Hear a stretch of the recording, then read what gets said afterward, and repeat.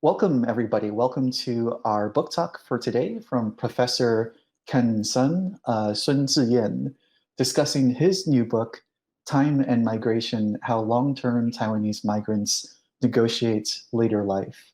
My name is James Lin, and I'm an assistant professor of international studies and Taiwan studies here at the University of Washington. This talk today is co-hosted by the University of Washington Taiwan Studies Program, as well as the University of Washington Center for Studies in Demography and Ecology, CSDE. We're very happy today to welcome Ken. This is actually my first time meeting Ken as well, so we were very happy when CSD Director Professor Sarah Curran let us know about the publication of Ken's book, and we all thought it was a perfect intersection of the audience interest between Taiwan Studies and CSDE. So we're very pleased to have Ken with us today. So Ken Chih-Yan Sun is assistant professor at Villanova University. His research interests include families, migration, life stage, inequalities, and globalization. In addition to the book that he is talking about today, Time and Migration, he's also working on a new book project with several co-authors titled Transnational Social Protection, Transforming Social Welfare in a World on the Move.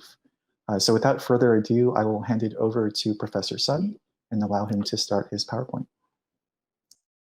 Thank you. Thank you for having me here. It's my honor to present my work at the University of Washington.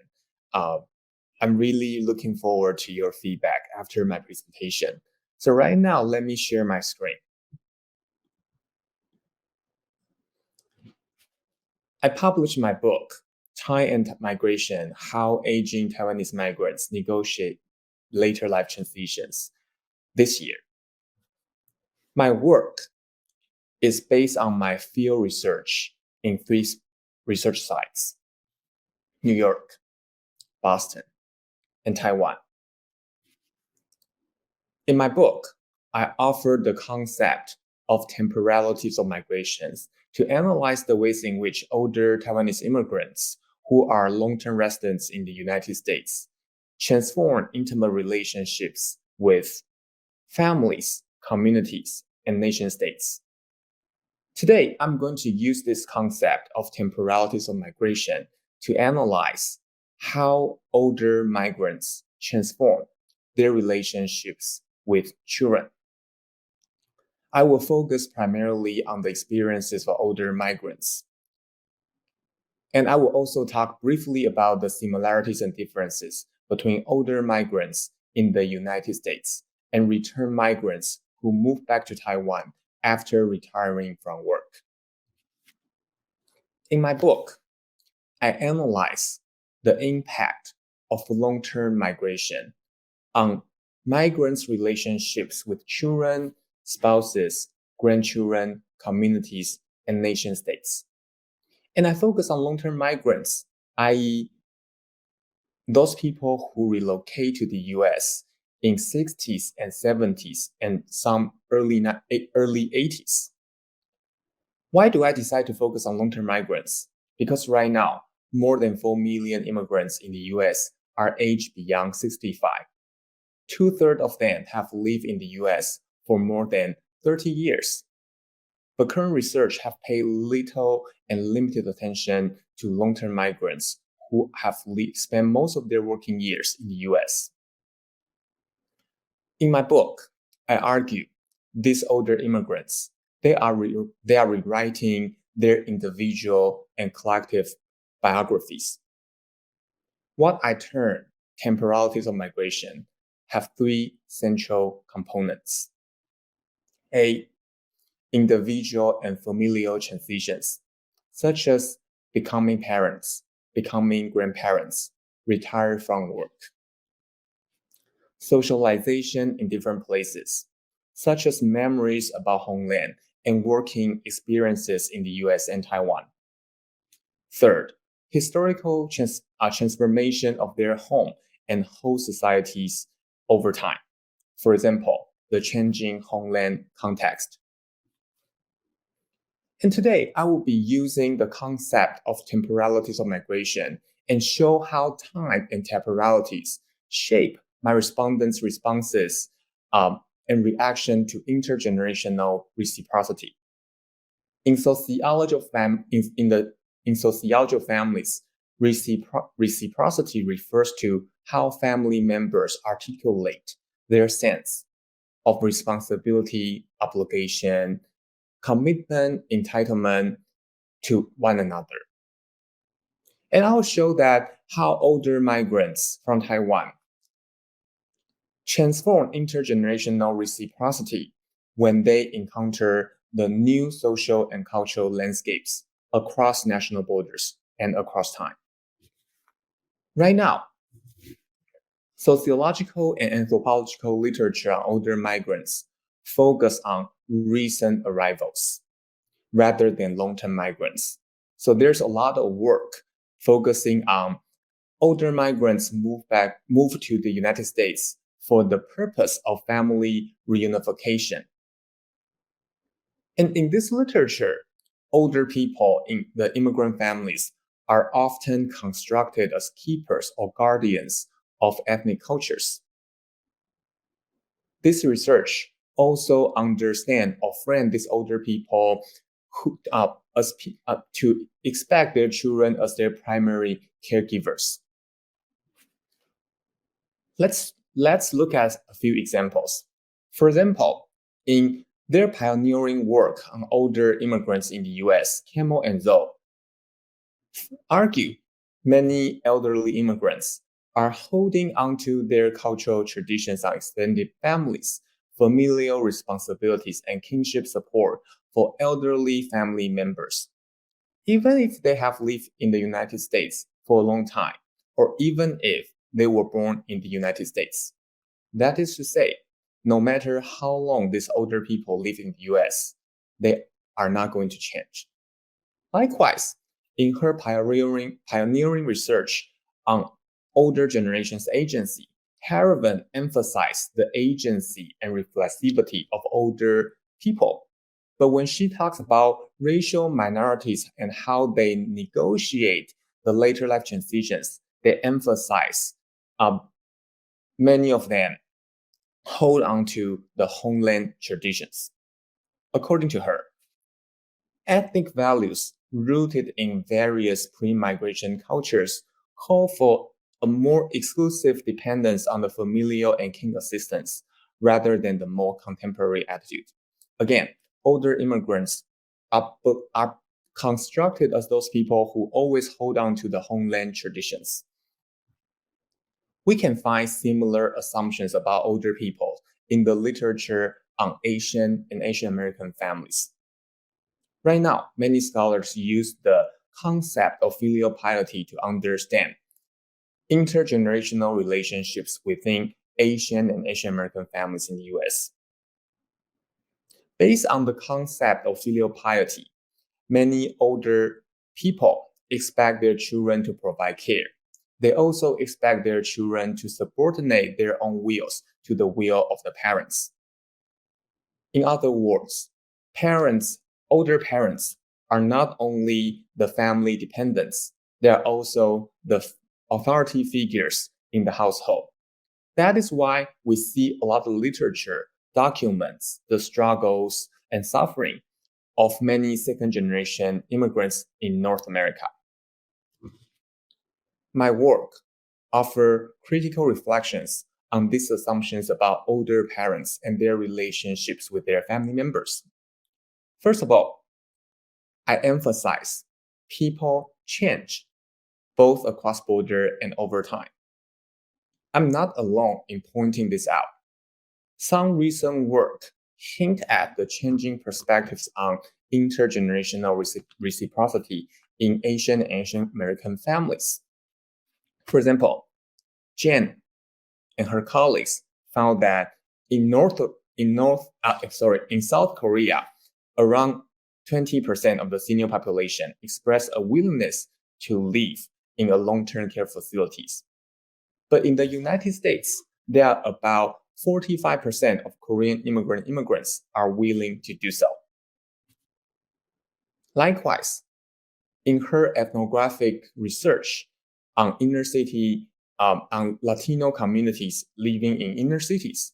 Catherine Newman found that many of them are worried about the influence of American individualism on the family caregiving traditions. That is to say, many research have suggested that the changing social and cultural landscape motivate older immigrants to rethink the importance of homeland traditions. Second, my work also emphasizes immigrants' homeland change over time. Here, you can see three images: Taipei in 1950s, Taipei in 1970s, and Taipei in 2000s. The same place, but the defining feature and the physical features of these places have changed over time. In my book, I highlight how these changing physical, spatial, social features of places motivate my respondents to remake families and intimate relationships. Overall, my research offers a new analytical framework to analyze the interplay between time, aging, and migration. And I consider the factors not only in the receiving context, but also in sending context. My work highlights the voices of older immigrants and returnees. Why?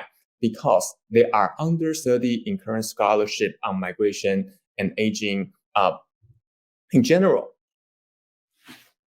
So my work conceptualizes and emphasizes the agency of older immigrants. I examine how they conceptualize themselves in relation to their family members, such as children. I also examine the strategies and schemas they mobilize to frame and justify their decisions. When I talk about agency, I emphasize their ability to interact with structures and cultures. I also pay attention to the circumstances that enable, empower, and constrain their ability to act. I argue older immigrants, they reconfigure rather than reproduce intergenerational reciprocity. Why do we focus on Taiwan? I argue that Taiwan provides a theoretical interesting case for us to think about the interplay between time, migration, and aging. And many people will assume, oh, I study Taiwan because I'm originally from Taiwan. But actually, the reasons are more complicated than that. First of all, Taiwanese immigrants arrived to the US earlier, much earlier than other groups of Han Chinese immigrants after the 1965 immigration reform. During 1960s and 1970s, China was still closed, and United States hasn't reestablished the diplomatic ties to PRC government. So the majority of immigrants from mainland China cannot really relocate to the US legally. Second, the case of Taiwanese immigrants represent what Jennifer Lee and Ming Zhou call hyperselectivity, i.e. the double educational selectives of Asian American immigrants in the United States. That is to say, they are, on the average, they are better educated than people back home. And at the same time, they're also better educated than people, than average Americans. Finally, Taiwan also embodies what scholars call compressed modernity, i.e. Taiwan experienced rapid economic, social, and cultural development within a short period of time. So for these reasons, Taiwan provides a theoretically interesting case to rethink time, aging, and migration. My research carved out conceptual distinctions between older migrants in the US and older migrants who move back to Taiwan after retiring from work. Why? Because I think it's very important to triangulate the perspectives of people who decide to stay here with those people who decide to return. In doing so, we can compare the different constellation of resources they have and the range of options they have. I conducted these interviews in Mandarin, Taiwanese, and English. I conducted repeated interview and ethnographic observation in the US and Taiwan. If you are interested, I'm more than happy to answer your questions during the Q&A sections. And after I finish my field work in the US and Taiwan, I also follow up with them through social media and email. I revisit them and they also revisit me. So I have become pretty close to many of my respondents over time. My findings show that the majority of older immigrants I study reconfigure rather than reproduce intergenerational reciprocity, and they do so through what I term temporalities of migration. Specifically, I analyze how my respondents remake families through their relationships with previous generation, their relationships with the next generation, i.e. their children, and their relationships with receiving and sending context, US and Taiwan. As I mentioned earlier, I will focus primarily on immigrants staying here, and I will talk briefly about the experiences of return migrants leaving Taiwan. Many of my respondents told me that they have become flexible about homeland traditions regarding elder care. Why? Because they themselves leave their parents behind. That is to say, if I don't care about my own parents, how can I expect my children to take care of me? 42 of my respondents I studied did not care for their own parents. They do send money back home, but they also told me that this money is not sufficient to compensate for their lack of contribution to caregiving. These unfulfilled responsibilities in the past push my respondents to reconfigure intergenerational reciprocity. Second, a few respondents of mine do take care of their own parents in the US. They told me that doing so is too difficult. Why? The first reason has a lot to do with early hardship called time bind. When they were younger, they are struggling with caregiving responsibility and work in the US. And if they take care, and after they take on the responsibility of elder care, their life have become even more challenging. Moreover, they have to care for older generation in the context they have very little and limited kin support. Mrs. Gu is one example. According to her, I was the primary caregiver for my mother-in-law and felt exhausted over the last few years of my mother-in-law's life. My mother-in-law's health condition started to deteriorate after accidentally falling in the bathroom. Then, very soon, my mother-in-law fell again and passed away 6 months later. I feel responsible and guilty for the death of my mother-in-law. As a result of this guilt, I suffer from severe depression, which led to the early onset menopause in my late 30s. So, we did not want the next generation to struggle with the child and elder care as we did. According to Mrs. Gu, because she suffered, she did not want her children to experience the same thing. And these narratives about not inconveniencing or bothering or burdening their own children is particularly salient among women, female respondents. They often utilize maternal narratives to emphasize why they should prioritize the needs of their own children over theirs. And they also emphasize as mothers, as homemakers, as caregivers, they are better able to understand the difficulty of meeting multiple demands at the same time. Finally, and most importantly, my respondents develop collective narratives on what I term Americanization of family relations.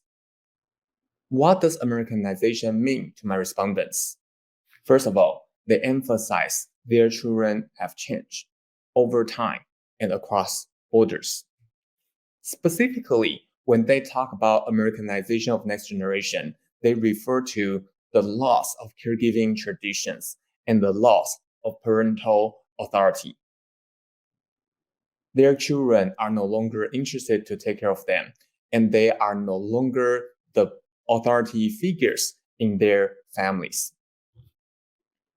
Some of my respondents also emphasize the importance of Americanizing themselves. After living in the US and working in the US for so many years, they emphasize they have changed and they enjoy autonomy that they associate with Americanization, i.e., the perceived social and cultural assimilation into American society. Let's look at two examples. For Mr. Chen, Americanization refers to the loss of elder care traditions in the process of international relocation. Quote, as immigrants, we have to learn and adapt to US society. Children who grow up in the United States will not prioritize your needs over theirs. We need to take care of ourselves rather than bothering our children.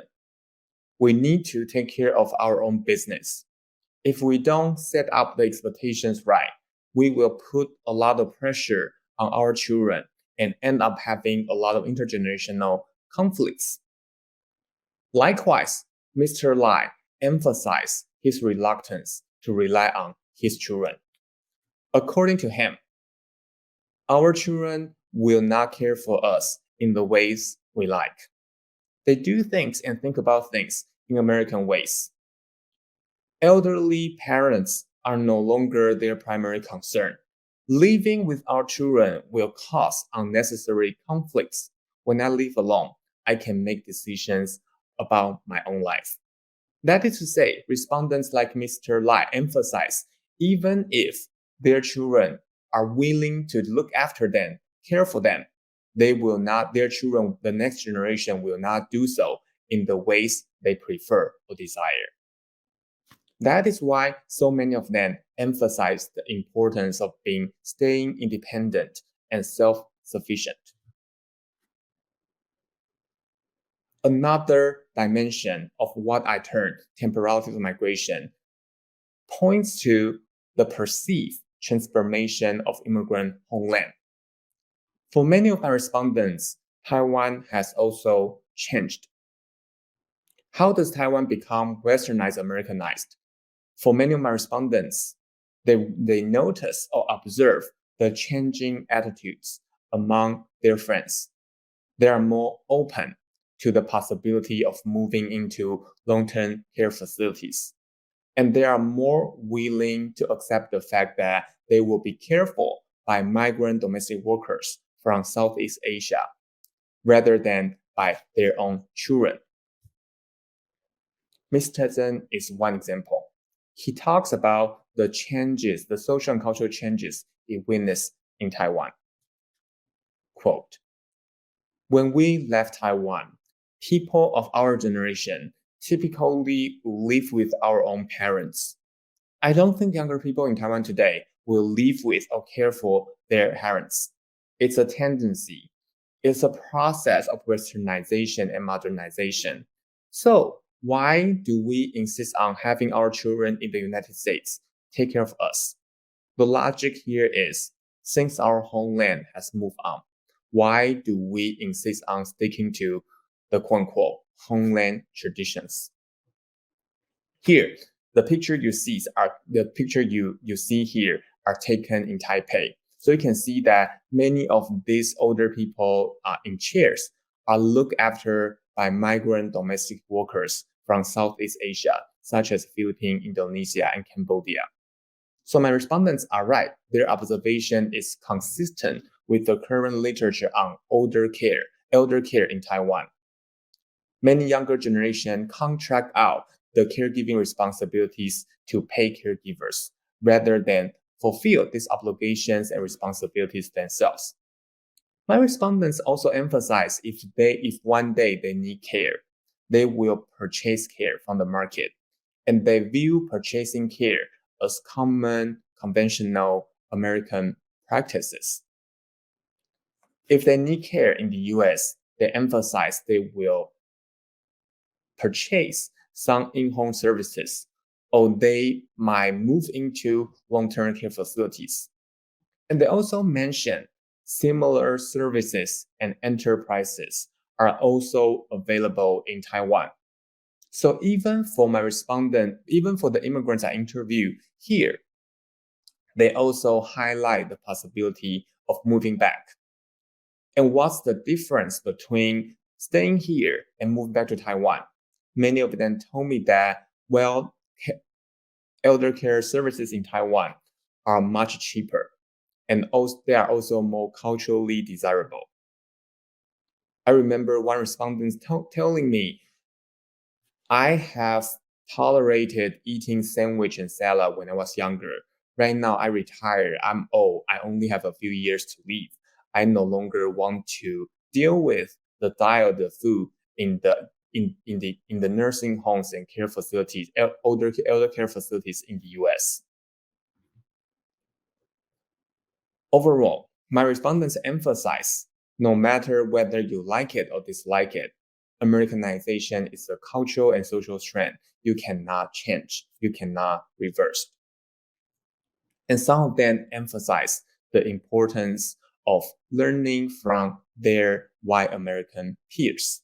Mrs. Ma is one instance. According to her, in the United States, they have in-home services for seniors because their children are not going to take care of them. Then some workers can come and clean your place. They can also send meals to you. One of my neighbors, who I think is Irish American, was using in-home services for seniors.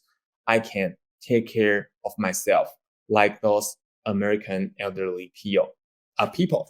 So basically, Mrs. Ma resemble many other older immigrants I talked to. They emphasize of the importance of social and cultural assimilation into American society and learn about their elder care traditions.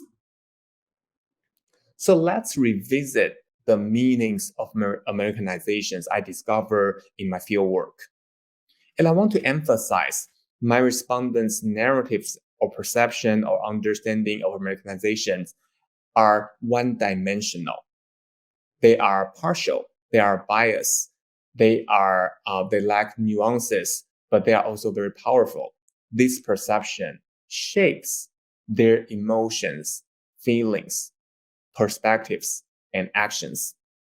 So what exactly does Americanization mean to my respondents? I study here several things.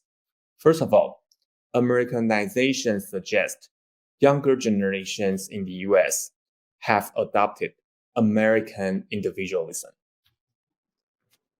The narratives on Americanization also point to their own efforts to change, their efforts to acculturate and adapt to the social and cultural changes they witness and encounter and experience across border and over time.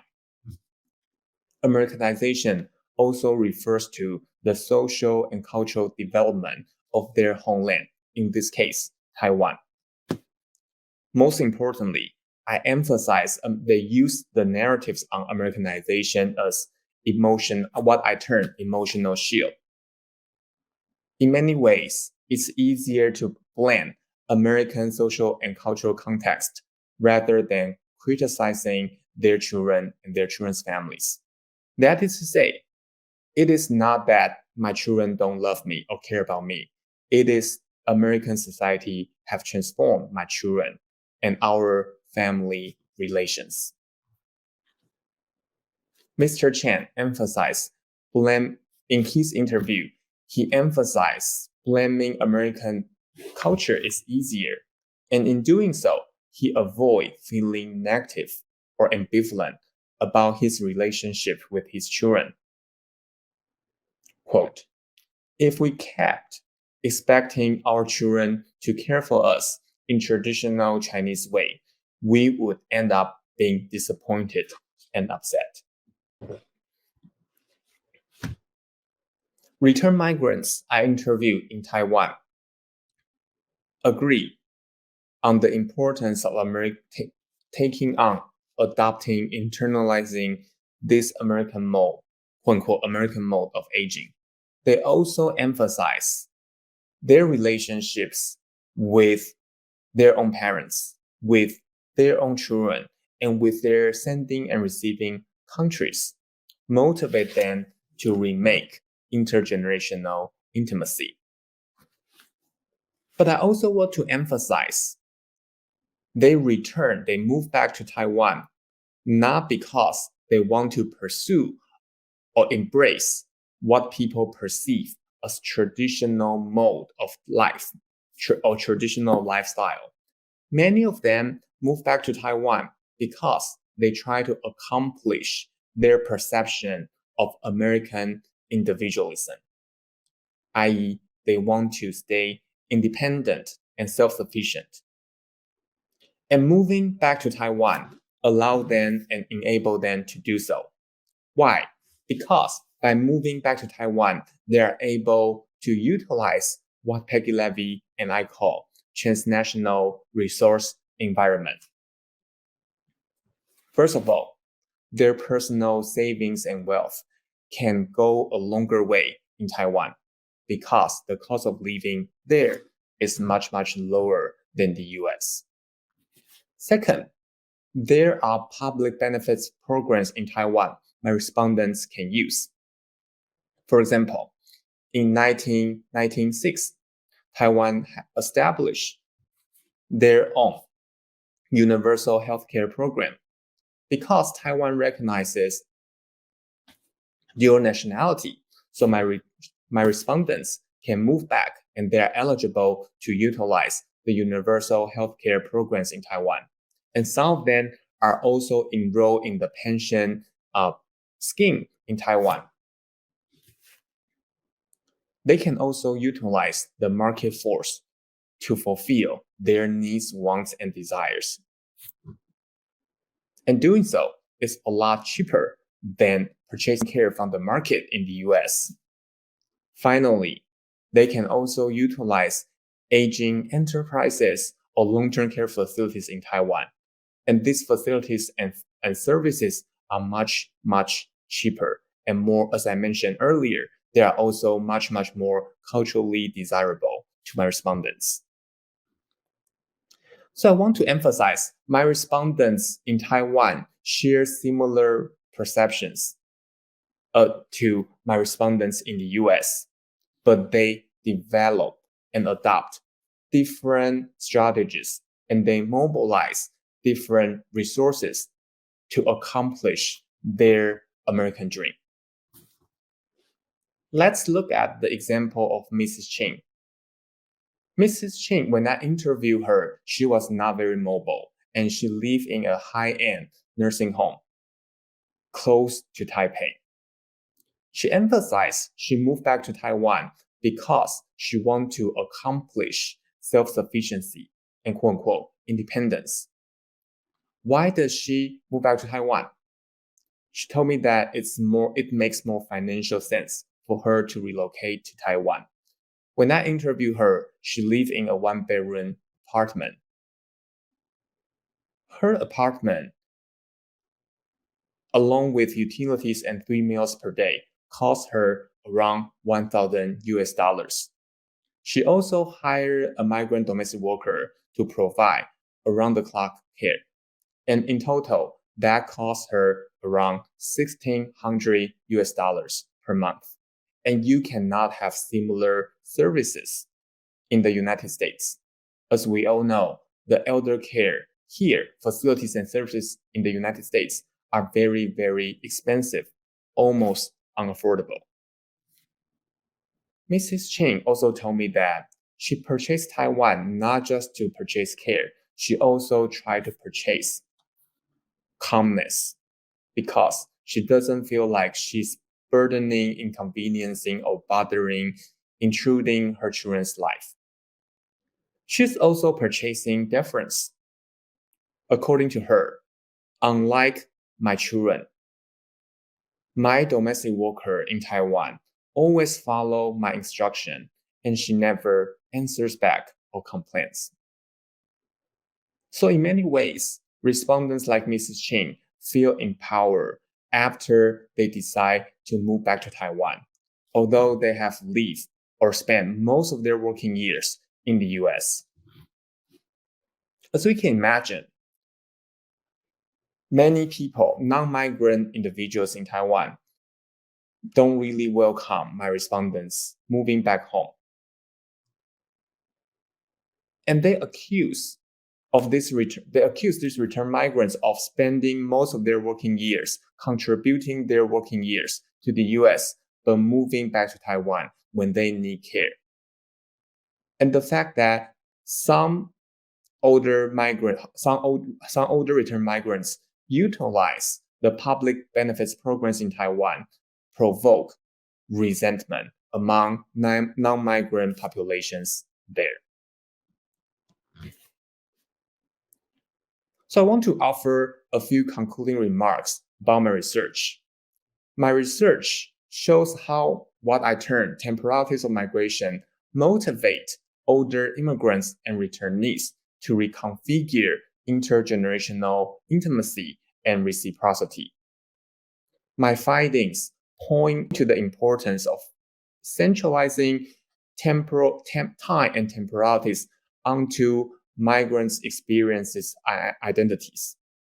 Specifically, I highlight how their relationships with their own parents, with their children, and with their sending and receiving context motivate them to rethink the intimate relationships they value and appreciate in their everyday life.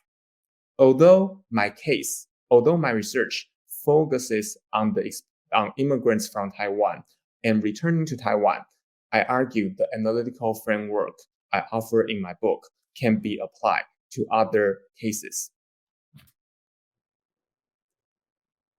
My research emphasized the importance of rethinking the social and cultural orientation of aging migrant populations. And we also need to bear in mind there are different types of older migrants. Long-term migrants, recent migrants, and older migrants leaving their homeland to become workers.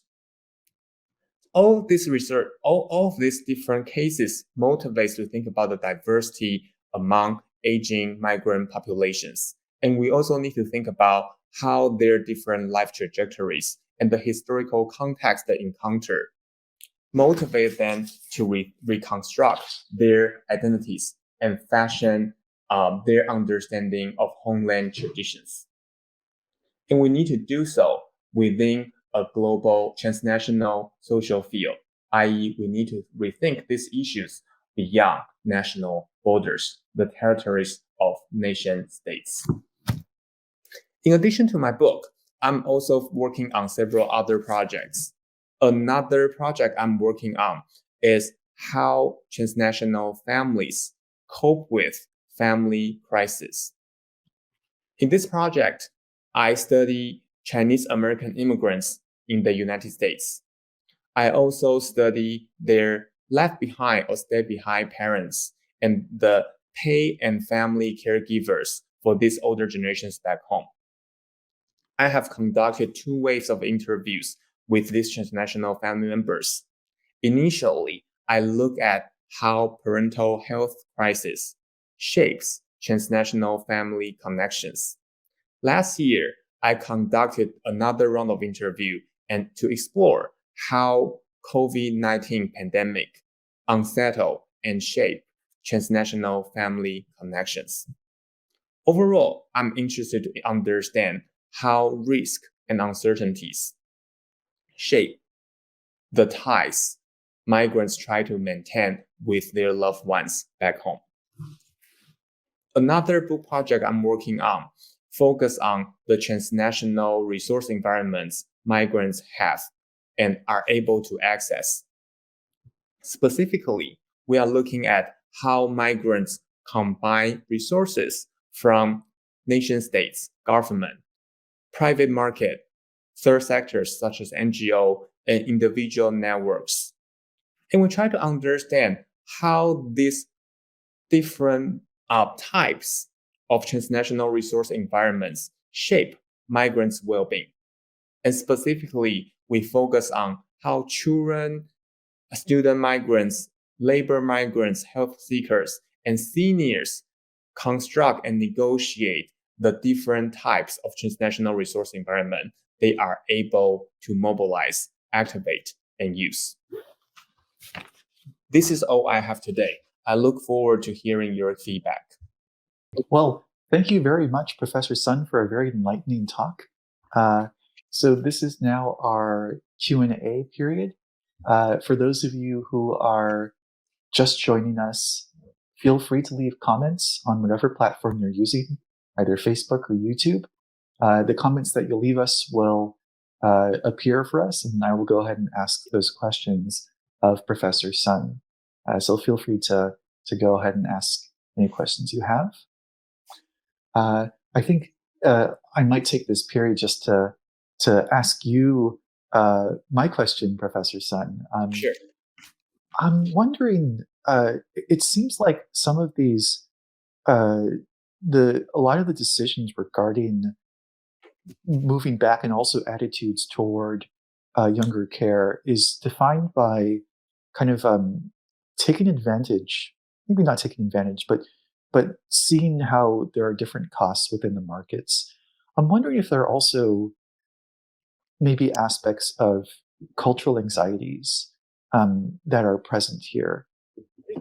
Do you see that as well in your interviewees? And I think you mentioned that there is a cultural preference for staying within, for example, long-term care facility in Taiwan, where your caregiver perhaps is more willing to 听话 or to be a little more obedient. Are there other aspects of that kind of cultural anxieties that you see aside from that? Sure. I do think there is a lot of cultural anxiety. First of all, transitioning to retirement life, facing human aging,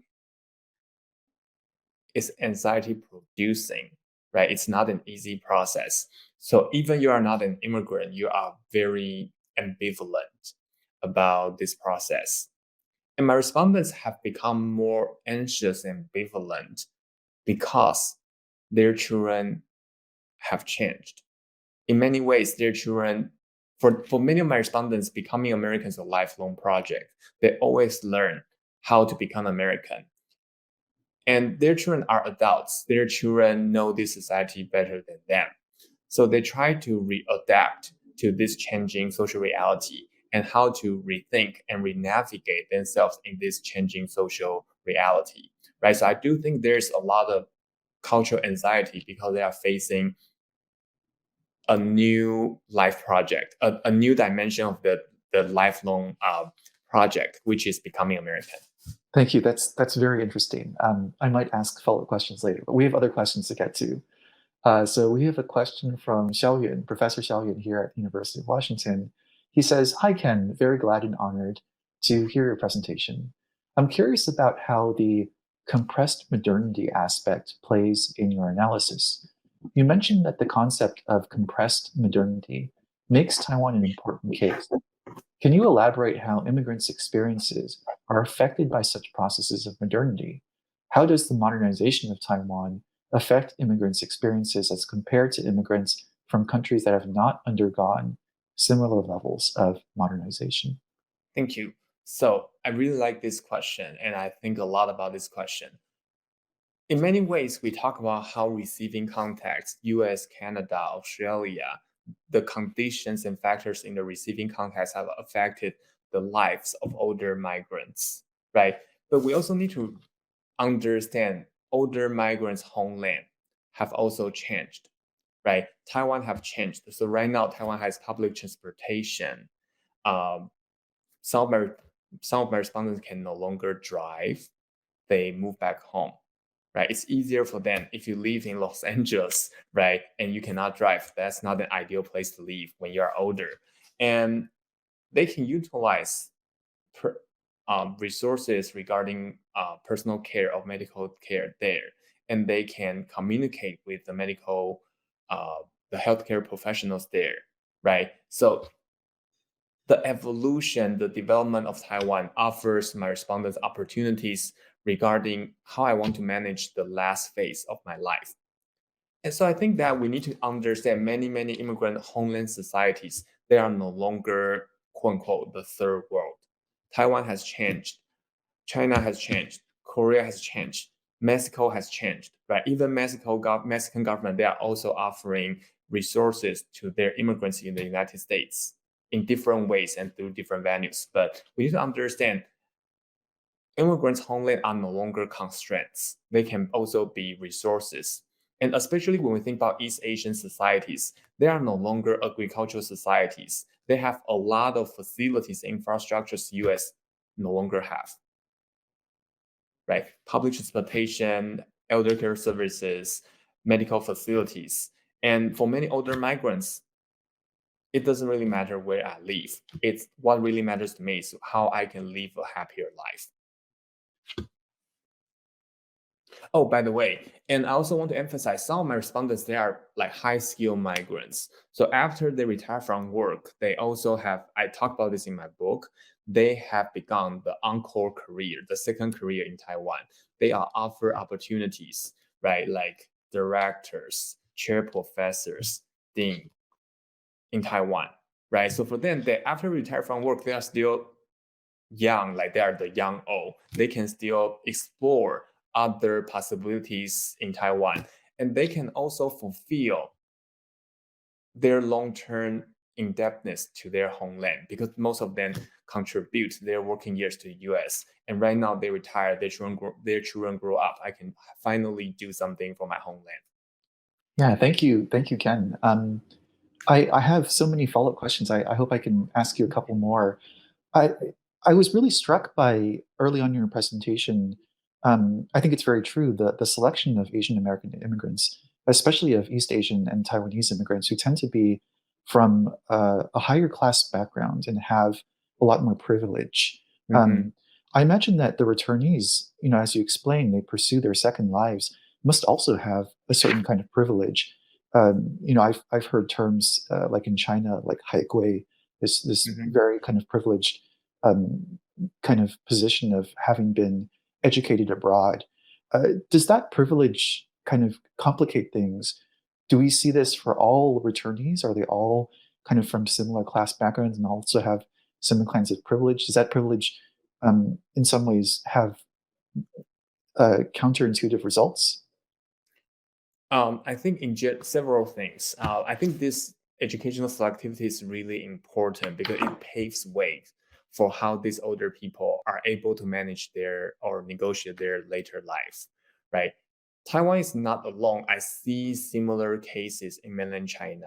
So some high-skilled immigrants from China are able to convert their educational advantages into resources and opportunities in China.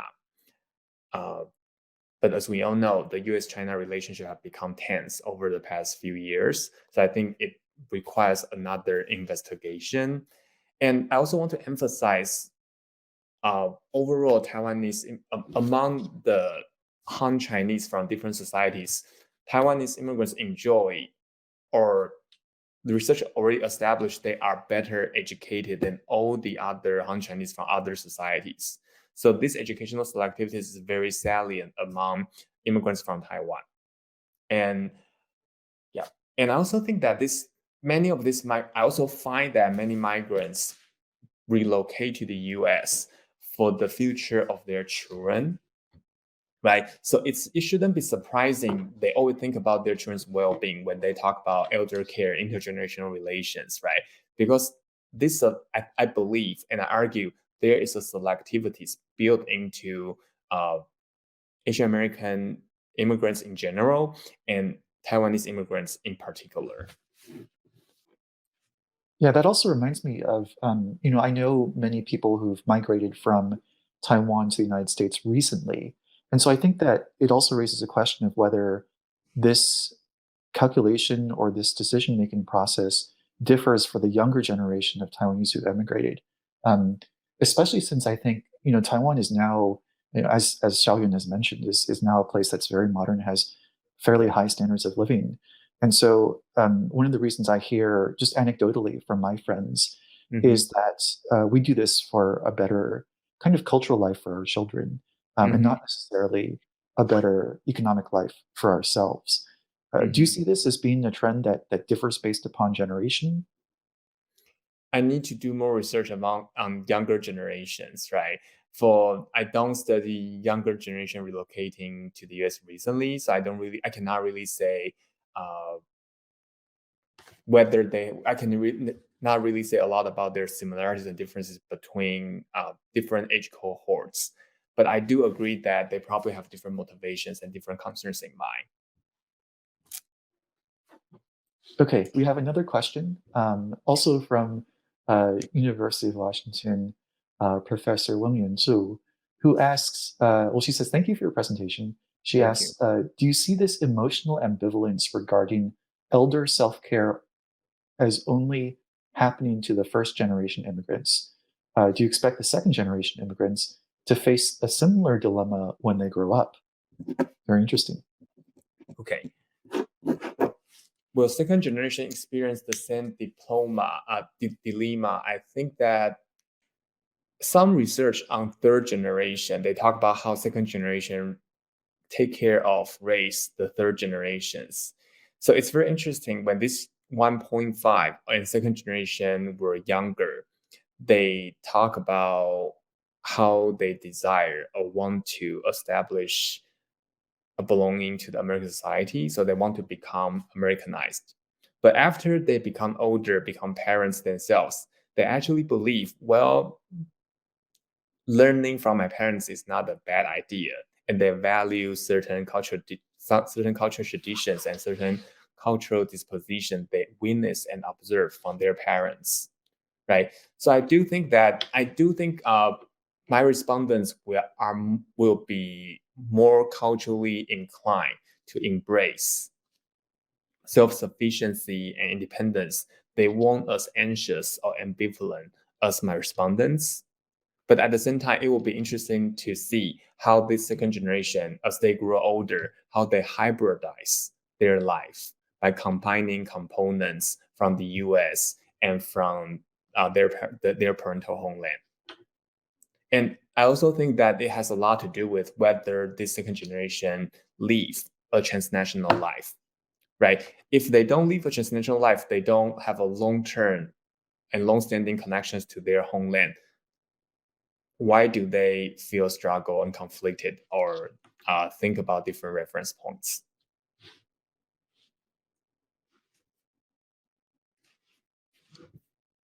Okay. Well, maybe I could ask. I have some students who uh, always like to ask about. Many of my students are interested in kind of conducting interviews as part of their student projects. I was Sure. wondering if you could tell us a little bit about maybe some of your methods, about the database and how you kind of assembled these interviews. That'd be useful for just some of the students in the audience. Sure. I talk about this in my book. Um, when I started, I didn't want to study older migrants, but I couldn't find an ideal topic about my dissertation. So I struggling to find an interesting topic uh, by reconsidering the resources and access I have. And I realized, and so before I decided to study these older people, I was already in the field. And I know these people, know these older people, and these older people are in my life. I don't know how old they are, and I never think about their age or how aging affect their experiences. I know their children, but I never think about study uh, the intergenerational relationships in Taiwanese immigrants' families. Um, so so this is about access. So I can talk to these people because I have the access. And I actually formulate my questions over time. I conducted repeated interviews with these older people. Initially, I was not sure. I'm not a quantitative scholar. So initially, I wasn't sure what I'm going to find, what's my argument, what's the data. So it's really step by step. I increasingly discover what might be interesting in my respondents' experiences. And actually, when I completed my dissertation, time is never mentioned, or temporalities, or the concept of temporalities of migration were never mentioned in my dissertation. So I only realized time is important after I conducted repeated interviews with my respondents. So I realized, well, if I want to understand how older people navigate their lives, I need to think about time, and not just like the passage of physical time, but also historical context, historical times, life stage, right, and their socialization processes. Um, and so basically, and interviewing older immigrants in Taiwan, in the US, is not so challenging. Recruiting older migrants in Taiwan is very, very difficult and challenging because they know they are stigmatized, right? They know some people think they move back to Taiwan to milk the system. So they want to distance themselves from the accusation and stigma, and they don't feel comfortable talking about their experiences. So interviewing and recruiting respondents in Taiwan is very, very difficult and challenging. So I adopt different strategies because in Taiwan, there's no like Taiwanese immigrant church I can go to. There's no Taiwanese immigrant organization I can go to. So what I do is I try to talk to nursing home managers. I talk to social workers. I even go to hospitals because like I recruit some respondents in the coffee shop around the hospital because I know that I will, if I'm lucky, I can encounter some. And it turned out I was lucky and I was able to meet some of them and recruit some of them. So I think recruiting respondents from Taiwan is difficult, and it just takes a lot of efforts, and you also need to cast the net really wide. And in addition, conducting interviews in the US is easier, but it's also not easy or straightforward. Because the Taiwanese immigrant communities in Boston they're very tight. So I'm really worried people are able to identify who I'm talking about. And also because Taiwanese immigrants in Boston areas are hyper selective, they are concentrated in certain occupations and organizations. So for these reasons, I decided to extend my fieldwork to New York because they're, Flushing, right? So there are a lot of immigrant entrepreneurs, self-employed immigrants. So I'm able to recruit and interview immigrants who are of different backgrounds. On the one hand, I can diverse my sample. At the same time, I can also make sure that nobody can tell who I'm talking about in the book. Yeah, that's actually quite complicated, kind of locating how to find stigmatized individuals willing to be interviewed. And just to clarify, the stigmatization is because of the kind of public perception that people who have migrated abroad have not paid into the national health insurance system. Is that right? Yes, Yeah. and the assumption is that, oh, you don't pay taxes, and you contribute your working years, most of your working years, to another society. Then how come you are utilizing the public services available in Taiwan, right? And you can see these stigmatizations in the newspaper, on TV. And I remember when I try to recruit respondents, I post something on my Facebook, on my social media pages, right? And a lot of people, like, their responses are pretty negative. Oh, so you want to talk to those people who try to milk the system, like things like that. So you know that you're trying to recruiting respondents in a pretty hostile environment. Yeah, definitely understand. Okay, we have another question. Thanks for the amazing talk. The strategic in-between is widely acknowledged in Asian migrants. I wonder if this shuffling strategy also exists in the older group. For the pandemic, the nursing house or nursing home, I guess, has the highest death rates. I wonder uh, if their lived experiences during the pandemic for the older, I guess, exists for the older population, the older immigrants in the US? Also, do you think your theoretical framework can be applied to only child generations? I missed the second question. The second question is, if it can be applied to those who are only children. yeah, during pandemic, actually some of my respondents, some of the older immigrants I interview here, they do move back to Taiwan. If you know about what's happening in Taiwan in 2020, last year most of us taught online. We have difficulty getting anywhere except for grocery store, right? But Taiwan is largely fine, peaceful. Like they live a pretty uninterrupted life there because the COVID cases are really low and people overall live a normal life. And again, because my respondents have dual citizenship, they can move back. If you are American citizen and you try to travel to Taiwan during pandemic, even today, it's still very difficult. But because my respondents have dual citizenship, so some of them actually move back to Taiwan for a long time. Yeah, and some of their children also move back. So their grandchildren can go to school, don't have to worry about learning online, not being able to go to school, living a regular life here, right? So pandemic affected their family life in many, many ways. And if they are, for the second question, so if they only have one children, is that the question? If they only have one children, are they still willing to move back to the homeland? Is that the question? Yeah, I think the question is whether your entire kind of framework also applies to only children generation. So, okay, sure. if you're an only child, does that affect the kind of responses that you're getting? Okay, so I think my analytical framework try to make several theoretical points. And the theoretical points I try to make is that when we think about aging and migration, we need to think about the importance of time and temporalities. And there are three types of temporalities we need to think about: individual and familial life transitions, socialization process, and the changing home and host society context. So I think that if you look at the one-child generation, of course, when you look at different cases, there will always be empirical differences.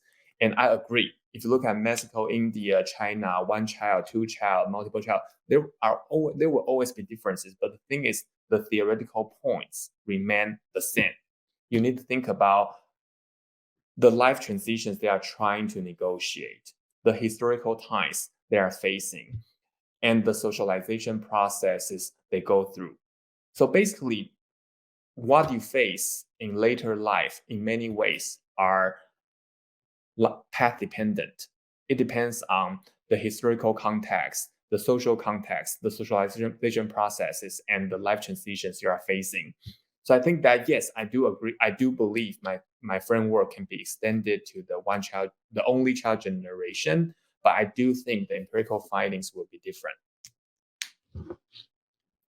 Yeah, I think I guess my guess as to what the implication is of the question is whether, if you're an only child, whether you might feel kind of a stronger maybe duty or responsibility, especially for things like elder care, filial piety, these kinds of things. Mm-hmm. I do in my current project. Many of the younger Chinese American immigrants I interview, they are the only children. But they live here. Why? Because they have other responsibilities, duties, and obligations, or dreams. Right? They have older parents who live in China, but they also have spouses and children here. So for many immigrants, no matter whether you have siblings, I think this is the reality you have to face. The elder care facilities and services in the US are unaffordable.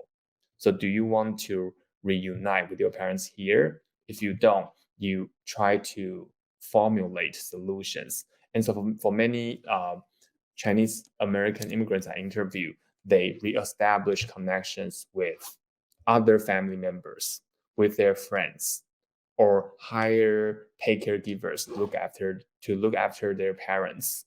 And because I also conducted field work in China, I know that these kin ties are very important, because if you don't have families and friends you can entrust your parents to, your parents cannot even move into long-term care facilities. Thank you, Ken. Let me just check if there are any more additional comments coming in.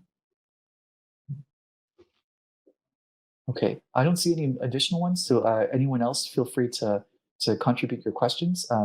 But I will continue to ask you my questions. I feel like there's so much to be explored here. Let me just make sure that yeah, okay. I'm wondering if, going back to your earlier question about cultural anxieties, and also about Xiaoyuan's question about compressed modernities, early on you mentioned something about how there's the realization that Taiwan has changed when later term migrants return. Um,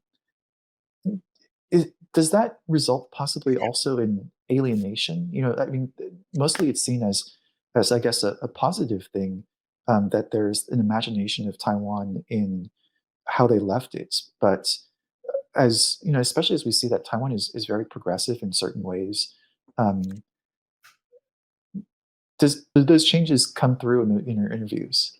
Yes, I have a one chapter dedicated to the how my respondents feel very foreign after they return to Taiwan or move back to Taiwan. On the one hand, there are structural resources they can utilize, but at the same time, they also feel a cultural disconnect, right? And there are a number of cultural disconnects they deeply feel after returning home or moving back home permanently. For example, some of them believe Taiwan has changed, so they cannot recognize Taiwanese society anymore, right? So they feel very foreign in Taiwan. More importantly, they also found that after they moved back to Taiwan, they realized how Americanized they have become, and they criticize many non-migrant Taiwanese people they encounter, English speaking ability, right? Notions of privacy, how they think about democracy, Taiwan's relationship with other societies, especially China, right? So basically, I think if you look at research on immigrants in the US, immigrants criticize American society a lot, right? Americans are morally, socially, and culturally flawed in many ways. But after they return, they realize, well, after living in the US for 3 to 5 decades, I unconsciously know that I'm very used to my life in the US. So when they try to integrate themselves into Taiwanese society, they have a lot of frustrations, and some of them take their anger and frustration out on local people they encounter. I don't think their critique is always fair, but I do think that these critiques and criticism of Taiwanese society reflect how Americanized they have become over the years they spent in the US. That's a very interesting observation. I wonder if one, if maybe you could give like a concrete example from one of your interviews that illustrates that, and the other is I also Sure. wonder if how do I put this? I wonder if, well, I'll let you answer that first. I'll think about how to formulate my second question. I remember when I interviewed one of my respondents, she mocked her neighbor's English speaking ability, right? It's Godiva, not Godiva, right? And like, so she basically said that, well, you don't, your word meant, she basically argued that Taiwanese people's worldview are very limited. They don't really know the cultures, the social norms, and the habits in other societies, right? And they often use English speaking ability as an example, right? But the thing is, several things. If you live most of your lives in Taiwan, you don't have a reason to speak English, right? And the fact that you don't speak English fluently doesn't mean that you are narrow in your worldview. Second, for many of these respondents, the only other world they know is the US, but US doesn't represent Japan, Korea, mainland China, Hong Kong, India, Mexico, many other cities, right? So I think many respondents, it's not just my research, many research on immigrants show that they demonstrate or display a form of Western superiority when they encounter local non-migrant populations. And I think this is particularly salient with my respondents. Not every people I talk to are super educated, highly educated, but many of them do. So they can convert their educational selectivities into cultural superiority over other people they encounter back home. Very interesting. Thank you for sharing that. The second question I wanted to ask is, I wonder whether the reactions after returning to Taiwan are perhaps shaped by their particular experiences in America. And in particular, I'm very curious about diasporic communities. Like in California and some places of Los Angeles, you can live your entire life in some of these suburbs and never speak English. You can go to the bank, go to the post office. You can operate fully within the language that you grew up in. I wonder if this is the case. You mentioned that Boston is very peculiar, not just in terms of the kind of cultural environment, but also socioeconomically, that certain kinds of professions group in Boston, same thing with New York. Do these diasporic environments affect then the perceptions of your interviewees when they return to Taiwan? Do you see differences between Boston and New York, for example? Yeah, that's a great question. So two things. Many working class people I interview, immigrants I interview in the US, they are reluctant to move back home because the perception of Taiwanese Americans are successful people, right? So and for these working class immigrants I interview, they don't want to move back because they don't fit with the perception of successful Taiwanese Americans abroad. They also don't have enough money to. Of course, they don't have enough money to move back, right? Of course, they can use public healthcare services there. They can rent an apartment, but many of them also rely upon the welfare resources here, right? So it doesn't. And another thing is that after so many years of development, Taiwan, for example, the housing market has become very expensive, right? So for these working class people, moving back home is not a good idea, and especially for these working class people, if they have non-migrant peers or classmates in Taiwan, many of them have experienced upward mobility. So that is to say, they never leave Taiwan, but they live a middle-class life. And the fact that their friends and families now live a comfortable life make these working-class immigrants I interview feel even more ashamed. Yeah.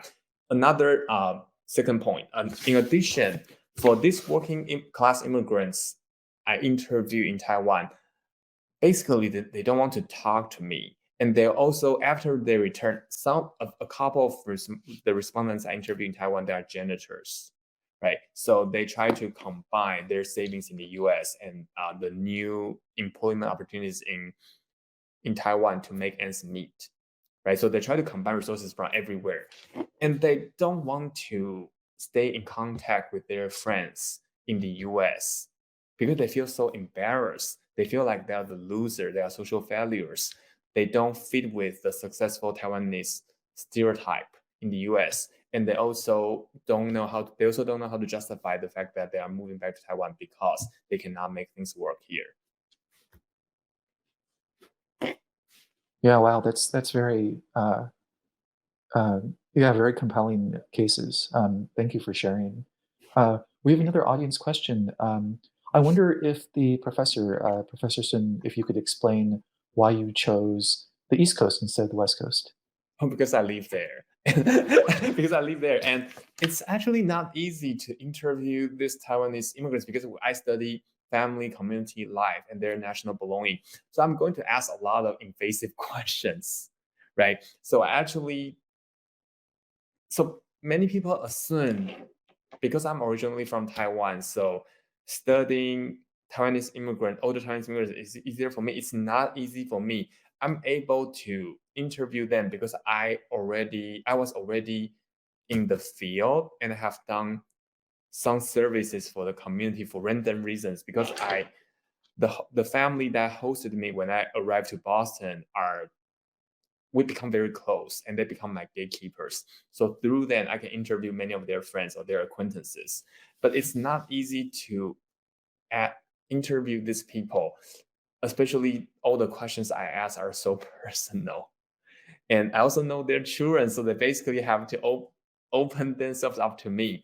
And I know this after I conducted field work in China and Chinese American immigrant communities. It's easier for me to conduct field work in Chinese American communities and in China because I actually don't have the baggages. So I'm basically a stranger. I finished the interview, I'm gone. They don't have to worry about I reveal their personal information to their friends, right? So yeah, so I decided to focus on East Coast in part because I have access.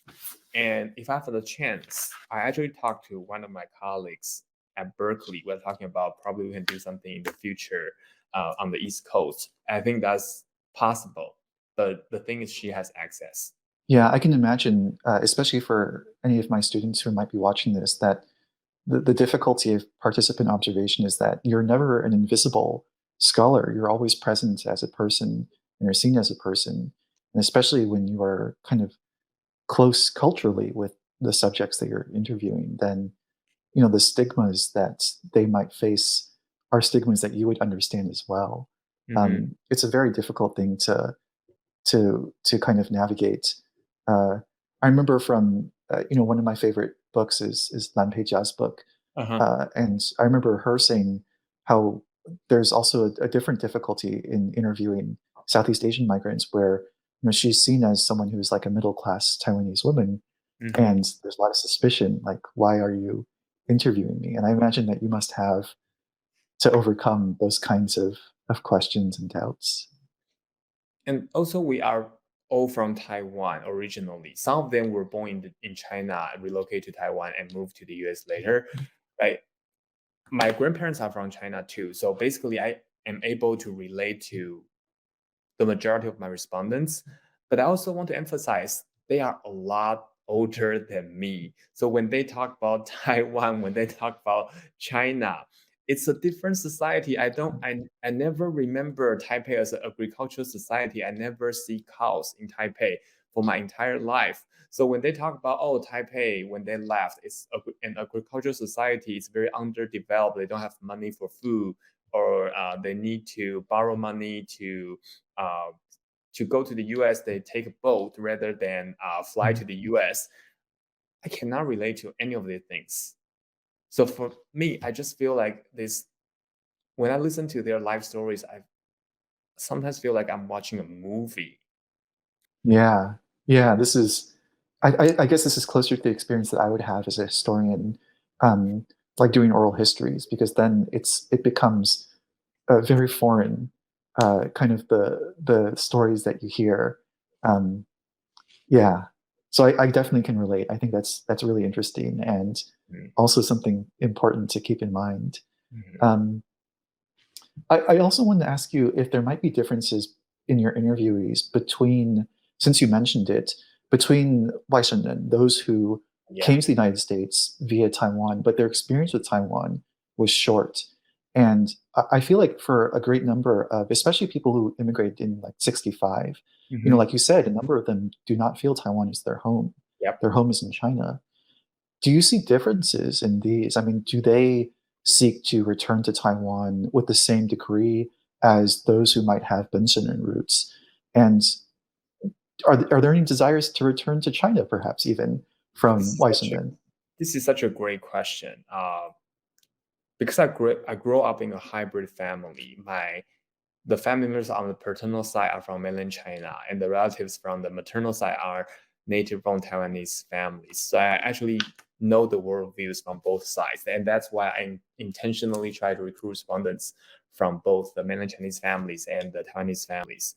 And I believe and I found that their political judgment of Taiwan's futures are fundamentally different, right? Especially during the course of 10 years when I conducted field work, their reaction to the election result are completely different, right? So you basically see different emotional reactions from different political camps. But you also know that the reasons why they moved back to Taiwan are not that different, right? When I started my fieldwork in Taipei, many people always ask me, "Oh, there are mainland Chinese. Why do they move back?" Right? I think that these questions make sense. But when you think twice, first of all, they don't have citizenship in China, and China doesn't recognize dual citizenship. They cannot move to China. They don't even have local hukou. They cannot access a lot of services locally. Second, even if when they were younger, they don't think Taiwan is their home, or even they are very pessimistic about Taiwan's future, but they still have a lot of classmates, friends, people they grew up in Taiwan. So even they don't think Taiwan is their homeland, but for many of them, Taiwan is still home, right?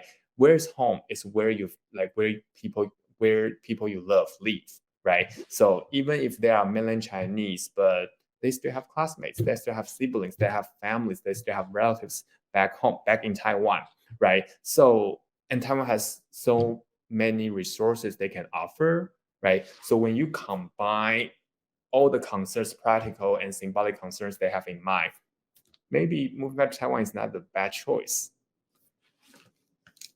And Taiwan can be home. Maybe not my home when I was younger, but when I was older, I can treat Taiwan as home. Very interesting to think about how like the idea of home and where you want to retire in your later life is thought of from different people with different immigrant experiences. I think that's so fascinating. And their memories, even when they left Taiwan, they always believe, oh, I'm going to stay in the US and never go back. But when I interview them, they talk about they still spend like many years in like growing up in Taiwan, right? Watching TV, watching movies, playing with your neighbors, right? Eating the food you like. So all these memories have become like vivid. So you cannot get rid of your past. So when I interview this mainland Chinese, I always rethink. So what does home really mean, right? So maybe the meanings and significance of home evolve over time across life stages, and we construct the sense of place and home in different historical contexts and across different life transitions. Yeah, yeah, and that really reminds me too of Dominic Young's recent book on memory among the Western population. So that's so fascinating. I also wonder if there, specifically among the Western population, if their alienation is also in part tied in with how Taiwan has changed dramatically post democratization. I mean, I guess there's a certain amount of privilege in being, I guess, maybe affiliated with kind of the Western kind of ruling elites that dominated Taiwan during the martial law era. And post democratization Taiwan has largely sought to move away from that more KMT slash Chinese centered identity. Is there like a double kind of alienation that occurs from those migrants as well? They do. There is a sense of social and cultural alienation among those who are mainland Chinese, originally from mainland China, but they also find their own people and they participate in another type of social movement we witness, right? Some of them, well, there's a pro-gay marriage movement in Taiwan. There's also an anti-gay marriage movement in Taiwan. There is a pro-independence movement in Taiwan. There's also a pro-unification movement in Taiwan. You can always find your own people. Yeah, I guess this is very true. Yeah, I remember maybe like 10 years ago, there was a new Neuromian shop that opened up just below where my aunts and grandmother was living, and I went in there to eat, and there was a mainland Chinese tourist that came in. This is back when it was still common to have mainland Chinese tourists, and the shop owner was there, And the shop owner was saying like, "Oh, 你们是中国哪里? Where are you from China?" And they're like, "Oh, we're from I don't remember the quite the province, but they're talking about it so excitedly as if they were from that province, as if they didn't immigrate 70 years ago, and these kind of special places where they can congregate and reminisce upon that. It's just really interesting. And Okay. Taiwan's political situation is constantly changing, right? And when the political situation changed, you hear different voices and responses from different political camps. So it's really fascinating to watch how they react. Yeah. All right. I think we have one more question, and I think that might be the last question that we have. Um, the professors mentioned how class shaped their migration decision for their later life. I'm curious if there exists a gender oh, very good question. So if gender also affects migration decisions. Okay. So class and gender are both important, right? As I mentioned earlier, many working class people, they don't want to move back. Some working class people move back, and they move back when they have to, right? When they or their spouses cannot afford the elder care services here. So I think that in that regard, I think that my book is not just for immigration scholar or Taiwan study or China study scholars. It's also for every American, right? Look at my respondents. They have lived in the US for between 30 to 50 years. And when they have no solution to the problems where they live, they return to their homeland. But what about those Americans who don't have a homeland to return to? What should we take care of them? I think class is tremendously important. Gender is also very important. I have 2 chapters dedicated to gender and family life in my book. One is about spousal relations. The other is about grandparenting. Um, Again, my respondents are long-term residents in the US. So I argue that there's a lot of gender transformation in Taiwanese immigrant household, right? When we talk about ethnic patriarchy, right? Chinese patriarchy, Taiwanese patriarchy, we talk about several things: kingship, labor market, cultural ideals, right? Aging and life transitions. And when you think about my respondents, all of their relationship with these 4 dimensions, these 4 factors have also changed. Kingship, they leave their in-laws behind. Labor market, they participate in a different type of labor market in the US. Cultural ideals, the cultural ideals about spousal intimacies are very different from that in China or Taiwan. And aging and life transitions, their children's families conform to different types of cultural ideal and different cultural ideas of aging and life and later life. So I think that many of my respondents actually transform gender relations at home. I'm not saying that they have perfect egalitarian gender relationships at home, but I do think they are relocating to the US and staying here for a long time soften the patriarchal power relationships in Taiwanese immigrant families. And I also think gender is still very important. When you look at the grandparenting styles, you can see men and women do different things. Why? Because they are shaped by their earlier life experiences of childcare. So they both men and women participate in taking care of their grandchildren, but they are responsible for different tasks. Very interesting. Yeah, so definitely recommend our audience members to read Professor Sun's book and to look at those chapters. Well, we're now at the end of our allotted time. Once again, thank you so much, Professor Sun, for sharing with us your book, for answering all of our questions about this really interesting research that you've done. Thank you for having me. It's such a pleasure.